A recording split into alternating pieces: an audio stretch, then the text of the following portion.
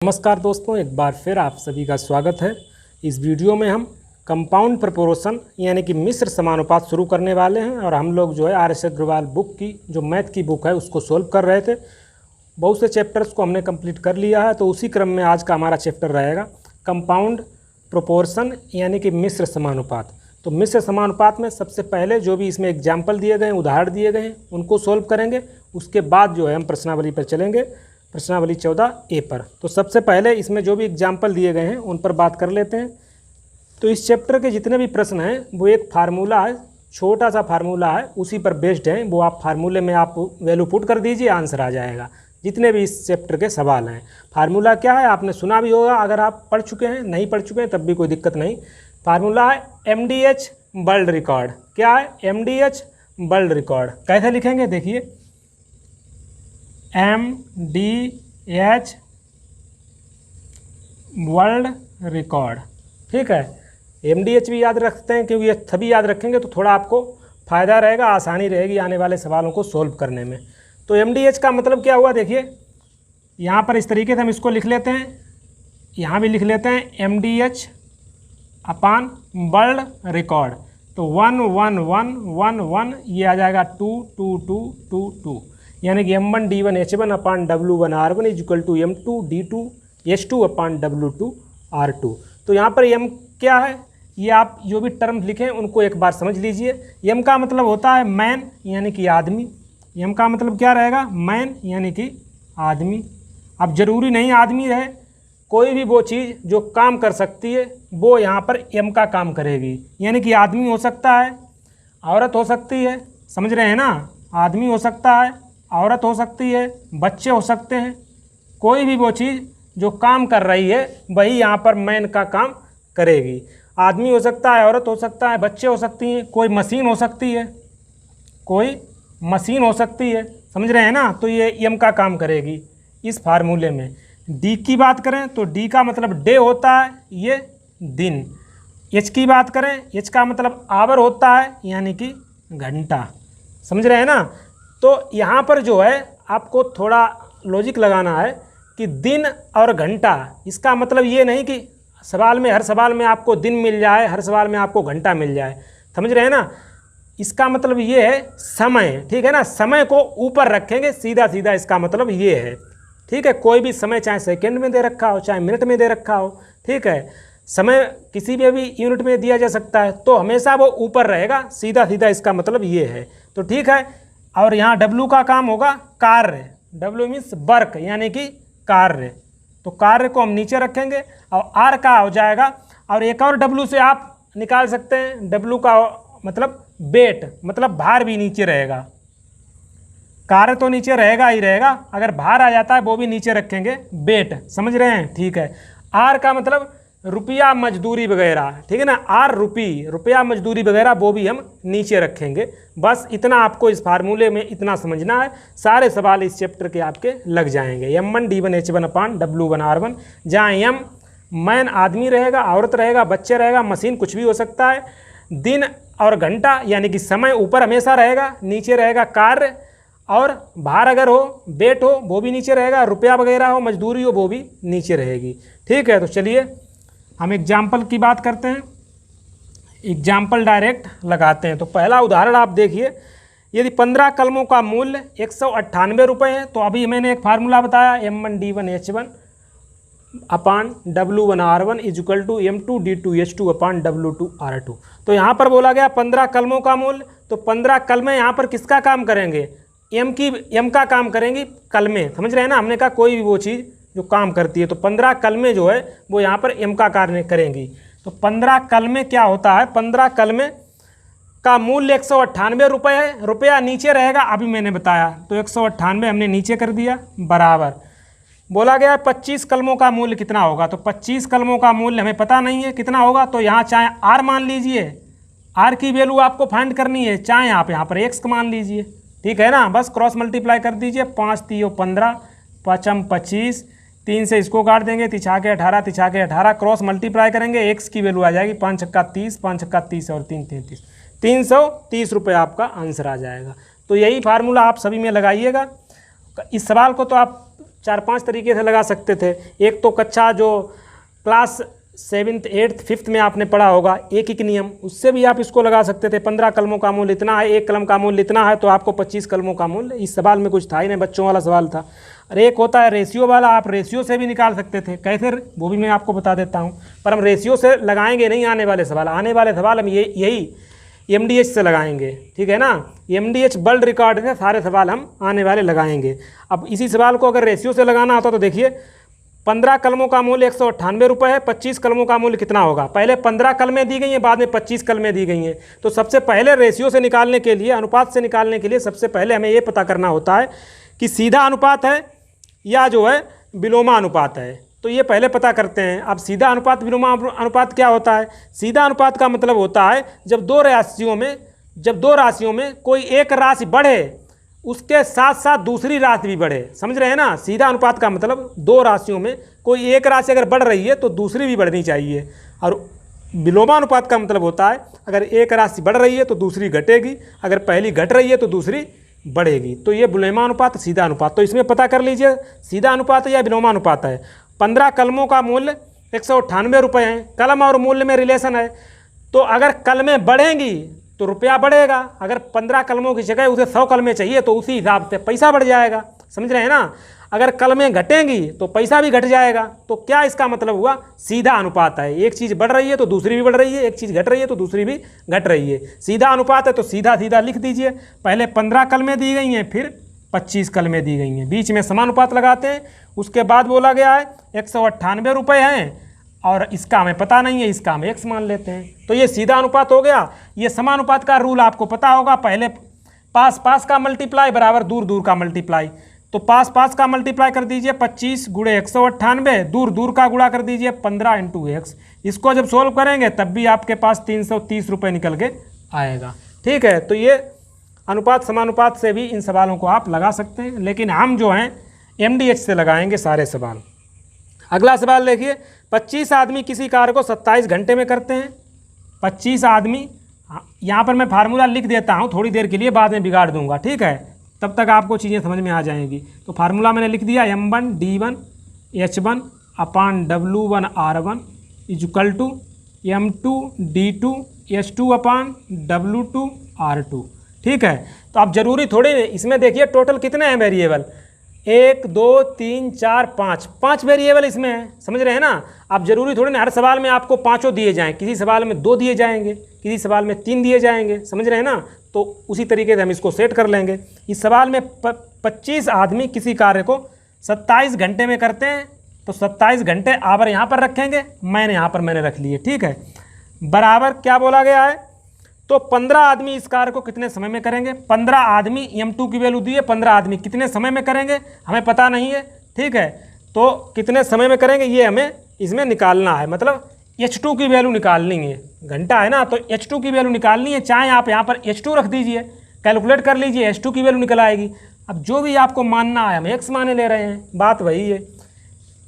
काट दीजिए, 5 3 15, 5 5 25, 3 नेमा 27, 9 पना 45। तो बस आपका 45 घंटा आंसर आ जाएगा। ठीक है ना। तो इस तरीके से आप इस सवाल को भी लगा सकते हैं। चलिए अगला सवाल देखिए। अगला उदाहरण आपको दे रखा है, उदाहरण नंबर 3। यदि 45 व्यक्ति 300 किलोग्राम चावल 12 दिन में खाते हैं। कितने, 45 व्यक्ति 300 किलोग्राम। वेट हमने कहा था कि नीचे रहेगा, वर्क या वेट नीचे रहेगा, तो नीचे रहेगा 300 किलोग्राम। कितने दिन में खाते हैं, 12 दिन में। समय जो है हमेशा ऊपर रहेगा, बराबर। दूसरी कंडीशन दी गई है 24 व्यक्ति। ठीक है, M की वैल्यू M2 की वैल्यू दी है 80 किलोग्राम। वर्क आपको दिया है, वेट आपको दिया है 80 किलोग्राम। पूछा गया है कितने दिनों में खाएंगे, यानी कि D2 की वैल्यू आपसे पूछी गई है। अब D2 चाहे लिख लीजिए चाहे x लिख लीजिए, आपको फिलहाल में इसकी वैल्यू ही निकालनी है। तो बस काट दीजिए, आंसर आपका आ जाएगा 12 दूनी 24, 2 से ये काट दीजिए 40 आ जाएगा। तो 0 से 0 चला जाएगा, ये आ जाएगा 2 दूनी 4, 15 दूनी 30। ठीक है, अब क्रॉस मल्टीप्लाई कर दीजिए, तो काट दीजिए, अभी कट रहा है 5 15 3 45, तो 3 दूनी 6, तो 6 आपका आंसर आ जाएगा इस सवाल का। ठीक है, तो 6 दिन। तो इस तरीके से लगाना है, आप समझ रहे होंगे कितना सिंपल चैप्टर है, एक फार्मूले से सारे सवाल। प्रश्न नंबर 4, 35 व्यक्ति 49 मीटर लंबी दीवार को, 35 व्यक्ति 49 मीटर लंबी दीवार को। अब यहाँ पर आपको थोड़ा कन्फ्यूजन यहाँ पे होता है, ये 49 मीटर लंबी दीवार को कहाँ पर रखें, 49 मीटर को कहाँ रखें। तो 49 मीटर जो है हमारा काम है, उसी दीवार जो जिसको बना रहे हैं वही तो हमारा काम होगा, समझ रहे हैं ना। तो काम हमेशा नीचे रखते हैं, तो 49 मीटर लंबी दीवार बनानी है, 49 को हम नीचे रखेंगे। तो यहीं पे थोड़ा बहुत कन्फ्यूजन आपको होता है कि कोई डिफरेंट चीज़ आ जाती है तो कहाँ पे रखें, तो वो मैंने पहले ही आपको क्लियर कर दिया है। और कुछ आप अपना लॉजिक लगा के भी क्लियर कर सकते हैं कि ये काम है, काम कौन सा है। तो इसमें जो 49 मीटर लंबी दीवार बनानी है तो वही तो इस सवाल का काम है। ठीक है, आगे क्या बोला गया, 3 दिन में बनाता है। ठीक है, बराबर 20 व्यक्ति 6 दिन में, 20 व्यक्ति 6 दिन में क्या बोला गया है, कितनी लंबी दीवार बना सकते हैं। यहाँ पर आपसे पूछा गया है, इसकी वैल्यू हम x मान लेते हैं। तो बस कैलकुलेट कर लीजिए, काट दीजिए, आंसर आपका आ जाएगा 3 से 30 दूनी 6, 5 चौके 20, 5 सत्ते 35। ठीक है, 7 सत्ते 49, क्रॉस मल्टीप्लाई कर लीजिए, ये क्रॉस जाएगा तो 7 चौके 28, 28 दूनी 56, तो 56 मीटर लंबी दीवार बनाई जाएगी। तो ये इसका आंसर आ जाएगा। आई होप आप मेरी चीज़ों को, बातों को समझ रहे होंगे जो भी मैं आपको बताना चाहता हूँ। अगला देखिए प्रश्न नंबर 5, यदि 24 मजदूर प्रतिदिन 7 घंटे, 24 मजदूर यहाँ पर M1 का काम करेंगे, प्रतिदिन कितने घंटे, 7 घंटे, 7 घंटे यहाँ पर H1 का काम करेगा। आगे बोला गया है एक खाई को 18 दिन में, यानी कि 18 दिन किसका मान है, D1 की वैल्यू है।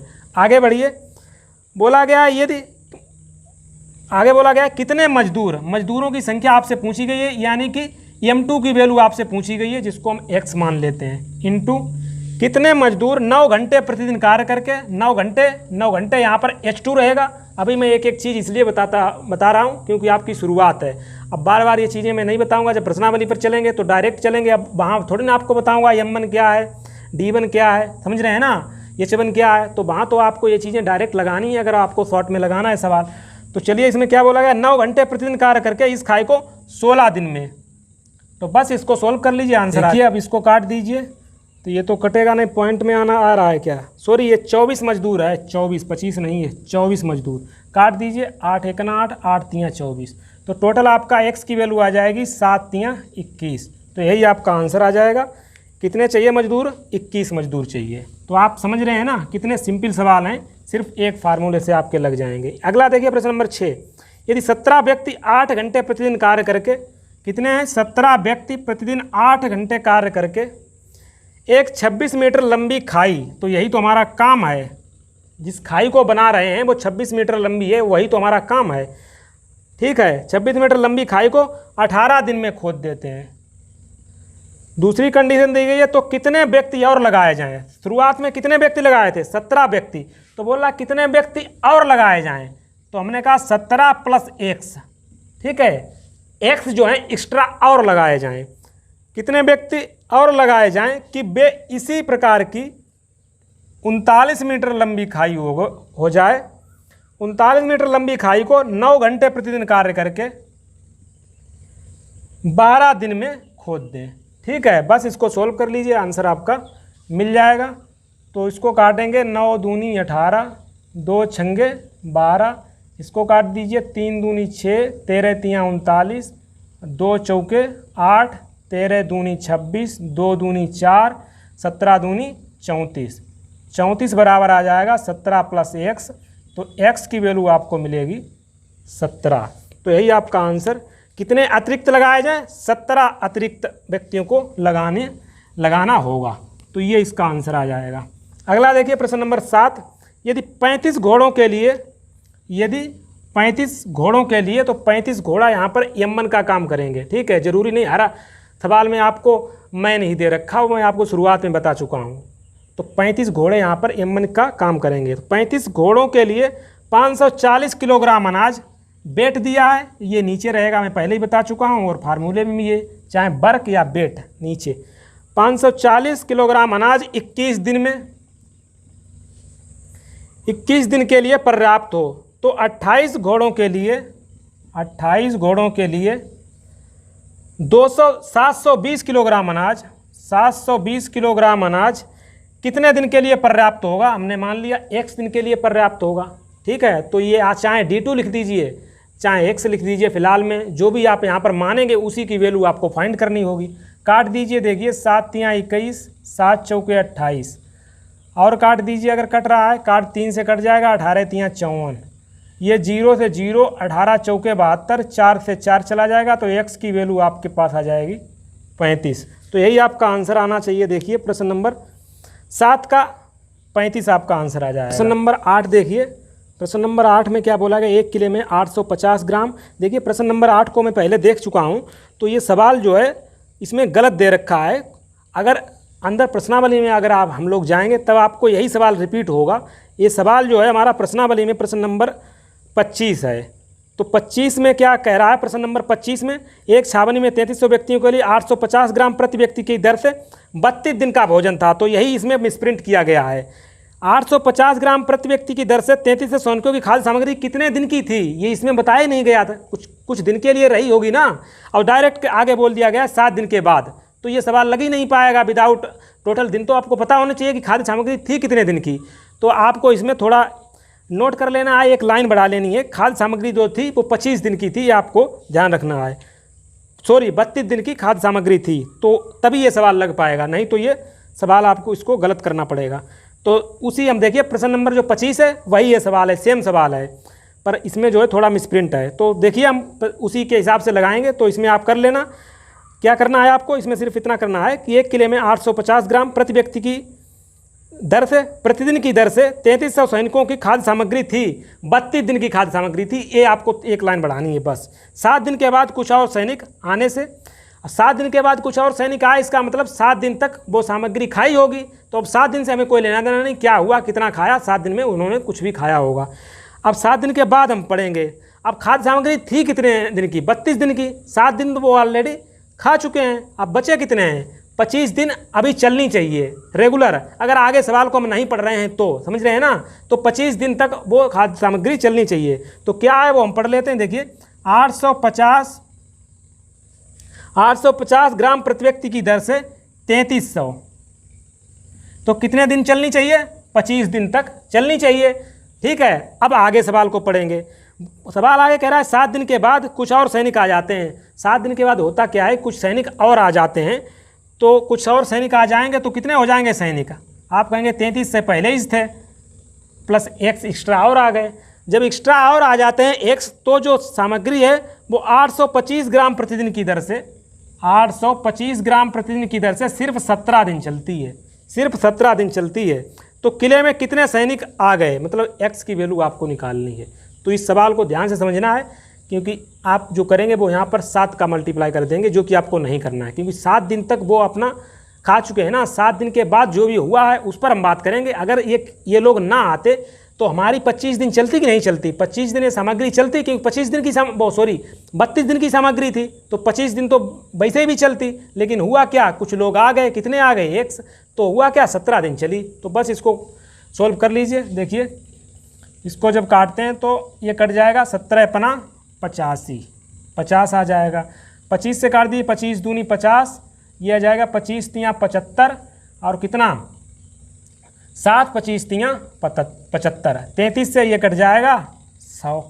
तो इनको बस मल्टीप्लाई कर दीजिए, 25 दूनी 50 यानी कि 5000, 5000 बराबर 3300 प्लस एक्स, तो एक्स की वैल्यू आ जाएगी 1700। तो कितने एक्स्ट्रा सैनिक आ गए, 1700 एक्स्ट्रा सैनिक आ गए, जिससे कि सामग्री सिर्फ 17 दिन चली, जबकि चलनी चाहिए थी 25 दिन। तो इस तरीके से आपको ये सवाल लगा लेना है। सवाल गलत है उसमें थोड़ा सही कर लेना। अब जब इसके सॉल्यूशन को आप देखेंगे तो उन्होंने सॉल्यूशन में इसी तरीके से लगाया है, 32 में से 7 घटाया है। जब इन लोगों ने 32 दिया नहीं तो 32 में से 7 घटा कैसे दिया है, तो वही है। इसमें थोड़ा एक लाइन आप बढ़ा लेना प्रश्न नंबर 25 को देखकर। प्रश्न नंबर 25 जो है वो इसी के समान है, बिल्कुल डिट्टो यही है। अगला देखिए प्रश्न नंबर 9, जो कि लास्ट हमारा एग्जाम्पल रहेगा। 9 इंजन 8 घंटे, हमने कहा था कि मैन की जगह कुछ भी हो सकता है, यहाँ पर 9 इंजन मैन का काम करेंगे, M1 का काम करेंगे। 9 इंजन 8 घंटे प्रतिदिन, ठीक है, प्रतिदिन कार्य करने पर 24 मीट्रिक टन कोयले की खपत करते हैं। अब जो 24 मीट्रिक टन कोयले की खपत करते हैं वही तो काम होगा, तो वो कहाँ जाएगा, नीचे। 24 मीट्रिक टन कोयले की खपत करते हैं। तो 8 इंजन प्रतिदिन, अगला कंडीशन है 8 इंजन प्रतिदिन 13 घंटे कार्यरत रहकर कितने कोयले की खपत करेंगे। हमने मान लिया x कोयले की खपत करेंगे, ठीक है। एक कंडीशन और दी गई है, जबकि पहली प्रकार के तीन इंजन उतनी खपत करते हैं जितनी दूसरे प्रकार के 4 इंजन खपत करते हैं। बस आपको इसको सोल्व कर लेना है, आपका आंसर आ जाएगा। देखिए सोल्व कर लेते हैं, इसको काटेंगे 8 तियाँ 24, तो ये 3 तरक का 9 से 9 चला जाएगा, 4 दूनी 8, तो बस क्रॉस मल्टीप्लाई कर देंगे, 13 दूनी 26, तो यही आपका आंसर आ जाएगा 26 मीट्रिक टन। तो इस तरीके से आपको ये सवाल लगा लेना है। सिंपल सा सवाल था, प्रश्न नंबर 9। तो इस तरीके से ये 9 एग्जाम्पल थे, मैंने आपको बता दिए हैं। अब अगले वीडियो में हम मिलेंगे प्रश्नावली 14A के साथ, उसके सवालों पर बात करेंगे। तो एक फार्मूला मैंने बताया था, वो आपको याद हो गया होगा। क्या बताया था? M1D1H1/W1R1, जहाँ M1 जो है मैन हो सकता है, वुमेन, बच्चे, मशीन, कुछ भी हो सकता है। D1 और H1 समय को रिप्रेजेंट करते हैं, यानी कि समय ऊपर रहेगा, ठीक है। D1 मतलब डे, H1 मतलब आवर, घंटा। नीचे रहेगा W1R1 यानी कि W वर्क या वेट, और R1 रुपया, पैसा, मजदूरी वगैरह नीचे रहेगी। तो चलिए मिलते हैं नेक्स्ट वीडियो में प्रश्नावली के साथ। अगर वीडियो अच्छा लगा तो वीडियो को लाइक करिए, और चैनल पर अगर पहली बार आए हैं तो चैनल को सब्सक्राइब कर लीजिए।